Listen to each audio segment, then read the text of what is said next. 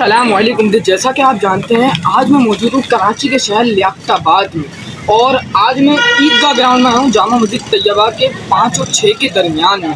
तो यहाँ मैंने देखा कि ग्राउंड का क्या हाल था और क्या बन रहा है माशाल्लाह से। लियाकताबाद के एमपीए माज महबूब की सरबराही में ये काम हो रहा है। इकबाल भाई ने उनसे दरख्वास्त की और उन्होंने एक्सेप्ट की और माशाल्लाह से ये काम देख सकते हैं कि लाइटिंग लगी हुई है और जामा मस्जिद तैयबा के सदर इकबाल भाई की दरख्वास्त पर उन्होंने तामीरी काम शुरू कर दिया है और माशाल्लाह से ब्लॉक्स लगवाए हैं ज़मीन में और लाइटिंग करी है और आहिस्ता आहिस्ता मैं आपको हर चीज़ की अपडेट दूंगा। और अब मैं आपको मिलवाने वाला हूँ जामा मस्जिद तैयबा के जॉइंट सेक्रेटरी ख्वाजा मुनव्वर साहब से। उनसे अपडेट लेते हैं ग्राउंड की कि पहले क्या हाल था ग्राउंड का और अब क्या बनने जा रहा है। तो औज़ुबिल्लाहि मिनश्शैतानिर्रजीम बिस्मिल्लाहिर्रहमानिर्रहीम। इस वक्त मैं जामा मस्जिद तैयबा के ईदगाह ग्राउंड में खड़ा हूँ और आप ये देख रहे होंगे कि मेरे बैक साइड पर और आगे जो है ना इस वक्त ईदगाह ग्राउंड के अंदर तज़ीन व आराइश का काम किया जा रहा है और ये तामीराती काम भी किया जा रहा है। ये ग्राउंड काफ़ी अर्से से बंजर पड़ा हुआ था और इस ग्राउंड के अंदर किसी किस्म की कोई तामीराती काम या किसी किस्म का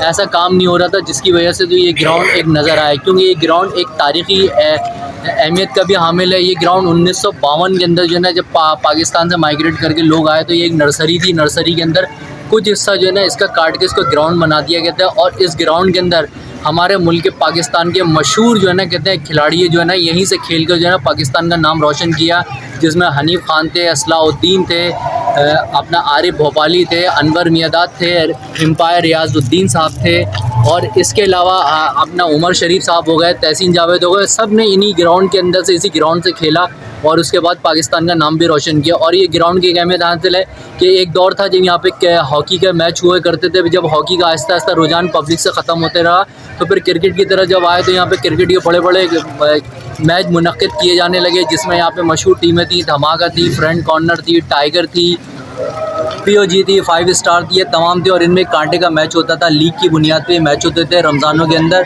ख़ास तौर पे और दूर दूर से पब्लिक इसको देखने आती थी। फिर 90 के हालात ऐसे आए कि उसके बाद जो है ना यहाँ पे जो है ना कहते हैं इस ग्राउंड के अंदर लाशों का और इसका जो सिलसिला शुरू हुआ तो ये आहिस्ता आहिस्ता ये वीरानियत होना शुरू हो गई और एक क्रिकेट का जो रुझान था वो आहिस्ता आहिस्ता ख़त्म होता चला गया। तो अल्हम्दुलिल्लाह अब इस वक्त जो जामा मस्जिद तैयबा की नई कमेटी आई उसने सबसे पहले जिस तरह मस्जिद की तज़ीन व आराइश का काम शुरू किया और आपके सामने कि जिस तेज़ी से उन्होंने ये मस्जिद जो बहुत पिछली मस्जिदों से पीछे रह गई थी, अल्हम्दुलिल्लाह 8 महीने के अंदर इस मस्जिद को एक अच्छा और ख़ूबसूरत जो है ना कहते हैं इसको खड़ा किया। उसी के साथ साथ हमने जो है ना कहते हैं इलाके की भी तरक्की और तामीर के लिए काम किया और हम MQM पाकिस्तान ख़ास तौर पे हमारे जो MP हैं माज महबूब भाई, मैं इनका बहुत ही तहे दिल से शुक्रगुज़ार हूँ और उसके साथ हमारे रईस भाई हो गए, हमारे उमर भाई हो गए, इन लोगों ने हमारी दरख्वास्त के ऊपर जो है बड़ी तेज़ी से काम किया और इसको जो ना हमने जो दरख्वास्त दी कि ग्राउंड के अंदर नमाज जनाजा होती थी, यहाँ पे कचरों के ढेर लगे हुए थे जिसकी वजह से हमें यहाँ से नमाज जनाजा भी ख़त्म करनी पड़ गई थी और हम इसको मेन गेट के ऊपर ले गए थे। लेकिन उन्होंने हमारी दरख्वास्त के ऊपर इसके ऊपर फ़ौरी तौर पर हंगामी तौर पर काम शुरू किया। अच्छा मुनव्वर भाई, आप ये बताएं जो अभी ये लाइटिंग लग रही है माशाल्लाह, क्रेन भी खड़ी हुई है पीछे, तो अब इनसे जो अभी ये सन्नाटा हुआ है यहाँ पे बिल्कुल, इससे क्या तब्दीली आएगी ग्राउंड के अंदर? जो पहले आप 90s के दौर में बोल रहे हो कि मैचेस हुए हैं, सब कुछ हुआ है, तो अभी के हवाले से क्या तब्दीली आएगी आप मुझे ये बताइए। 90 के दौर का जो था, 90 के दौर में तो सबको पता है कराची के हालात कैसे हुए थे, तो उसकी वजह से जो था सब लोगों ने यहाँ से ज़्यादा तो इलाके के जो बहुत सारे लोग थे उन्होंने माइग्रेट किया। उसके बाद फिर क्रिकेट का रुझान जो हमारी नौजवान नस्ल थी, जनरेशन, वो भी जो है ना क्रिकेट के रुझान की तरफ से उनका था आहिस्ता आहिस्ता ख़त्म होता चला गया था। फिर इस ग्राउंड पे किसी ने तवज्जो नहीं दी। ये 30 साल बाद इस ग्राउंड के अंदर किसी किस्म का तामीराती काम किया जा रहा है, वरना इससे पहले जितने भी अपने यहाँ पे मेयर आए या यहाँ के जो काउंसलर आए, इन्होंने कभी इस ग्राउंड को तवज्जो नहीं दी और ये वजह था ये ग्राउंड जो है ना कहते हैं कचरे का ढेर बना हुआ था और अभी आप सामने देखें तो अभी भी कचरे के ढेर बने हुए, कचरा लगा हुआ है। लेकिन अब अल्हम्दुलिल्लाह महाज महबूब भाई आए, उन्होंने इस चीज़ की अहमियत को समझा, इस ग्राउंड की अहमियत को समझा और ज़ाहिर है ये इतना बड़ा ग्राउंड जो है ये पूरे लियाकताबाद के अंदर अगर मैं कहूँ कि ब्लॉक 10 से लेके ब्लॉक 5 तक तो पूरे इलाके में कोई ये वाहिद ही ग्राउंड है जो तमाम बच्चों को लीड करता है और इसके अलावा लियाकताबाद में कोई ग्राउंड दूसरा नहीं है। फिर उसके बाद एक B1 का ग्राउंड है जो इस इलाके से काफ़ी दूर पड़ता है, तो दूर दराज से जितने भी बच्चे हैं वो इसी ग्राउंड में खेलने के लिए आते हैं। ज़ाहिर है जब अब इसमें लाइटें लगेंगी, इसकी रौनक बहाल होगी, जो आप ये एक अंधेरा देख रहे हैं एक अजीब है, जब ज़ाहिर है एक समा महसूस होगा तो ज़ाहिर है फिर बच्चों को भी खेलने के लिए एक एक्टिविटी मिलेगी, क्योंकि यहाँ से एक्टिविटी बिल्कुल बच्चों की ख़त्म हुई है। हम फिज़िकल जो होता है वो ख़त्म हो चुका है बच्चों का, ज़्यादातर अब बच्चे टप्पू में या मोबाइल के अंदर चले गए। जब हम उनको अच्छी एक्टिविटी देंगे, उनको अच्छी फिजिकल वो देंगे, तो उसके बाद बच्चों का रुझान इस खेलों की तरफ बढ़ेगा,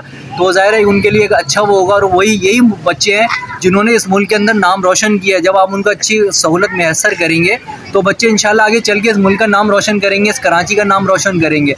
तो ये जो भी ये काम कर रहे हैं इस वक्त महज महबूब भाई हैं, और हमारे इस वक्त MQM पाकिस्तान में खालिद मकबूल सिद्दीकी साहब हैं। उन्होंने बहुत अच्छा इसके ऊपर इक़दाम उठाया और इसे उठाना चाहिए। और मैं जामा मस्जिद कमेटी के तैयबा का भी बहुत मशकूर हूँ, ममनू हूँ कि अहले इलाक़ा की तरफ से भी और इनसे भी कि इन्होंने इसके ऊपर तवज्जो दी। और अल्हम्दुलिल्लाह अब इस वक्त जामा मस्जिद तैयबा जिस तरह तेज़ी से तरक्की कर रही है और काम कर रही है, अभी हाल ही में इन्होंने अब मदरसे का काम भी छेड़ा है। और अल्हम्दुलिल्लाह आप ये देखेंगे जामा मस्जिद का ये जो मदरसा था, इसको हम जो है ना कहते हैं मस्मार करके अभी दोबारा इसको नए सिरे से बना रहे हैं। और इंशाअल्लाह ताला आप ये देखेंगे इसमें गुंबद का काम है वो भी शुरू होने वाला है। इस मस्जिद में गुंबद नहीं था, तो गुंबद का भी इंशाअल्लाह बहुत जल्द काम शुरू होने वाला है। इसके अलावा हम जो है ना यहाँ पे एक जो है ना कहते हैं एक क्लिनिक भी कायम कर रहे हैं, जो फ़ी सबीलिल्लाह जो है ना लोगों को प्राइमरी इलाज मैसर कर सकी, जिसके अंदर दवाएं वगैरह ये सारी फ्री होंगी। उसके अलावा कफन दफन का यहाँ के लिए भी हमारा आगे चल के प्लान है। तो अभी जो हमारा तो ये जो काम करवा रहे हैं ये मस्जिद वाले करा रहे हैं या पार्टी वाले करा रहे हैं? नहीं, ये काम मस्जिद की दरख्वास्त के ऊपर, मस्जिद की कमेटी की दरख्वास्त पे हो रहा है। ये मस्जिद काम नहीं कर रहा, मदरसे का काम हो रहा है। भी काम है ग्राउंड का, ये सारा इस वक्त जो है ना खालिद मकबूल सिद्दीकी साहब, जिसे हम MQM पाकिस्तान कहते हैं, वो हमारी दरख्वास्त के ऊपर उन्होंने इसको मदरसे का भी काम वही करवा रहा है। नहीं, मदरसे का काम उससे ताल्लुक नहीं। मदरसे का काम तो मैं अहले इलाक़े से जा रही है, ये वीडियो अहले इलाक़े के पास भी जाएगी। तो अहले इलाक़े से मेरी सिर्फ ये है कि जहाँ आप और चीज़ों में हिस्सा लेते हैं, वह मदरसे की तामीर और तोसी के अंदर भी हमारे साथ बढ़ चढ़ कर हिस्सा लें, ताकि ये मदरसा एक नए सिरे से तामीर हो सके। और इसमें आपके जो बच्चे कुरान हिफ्ज़ करेंगे या नाज़रा पढ़ेंगे तो उससे एक ये सदका जारिया है। और ये सदका जारिया ऐसा कि अगर आपके पैसे से किसी एक बच्चे ने भी कुरान पढ़ लिया तो उसकी जो नस्लें चलेंगी ना, उसका सवाब आप लोगों को पहुंचता रहेगा। तो इसमें भी हिस्सा लें। और ये ग्राउंड की इसमें ये तो इन लोगों का महज महबूब भाई का और इन लोगों का MQM पाकिस्तान का बहुत वो है कि ये लोग ये काम करवा रहे हैं। हम तमाम उनके शुक्रगुजार हैं और अल्लाह पाक उनको इसका अजर देगा। और चूँकि यहाँ पर तरावियाँ भी अदा की जाती हैं, नमाज जनाजा भी होती है और दीगर जुमे की नमाज वगैरह भी मुनक़्क़िद होती है, तो लिहाजा ये तो उनका सदका जारी है। इसका सवाब जो है ना कहते हैं MQM पाकिस्तान के जितने भी मेम्बरान इसमें हिस्सा ले रहे हैं, ये सब उनके लिए एक सदका जारी है। बहुत शुक्रिया। Thank you.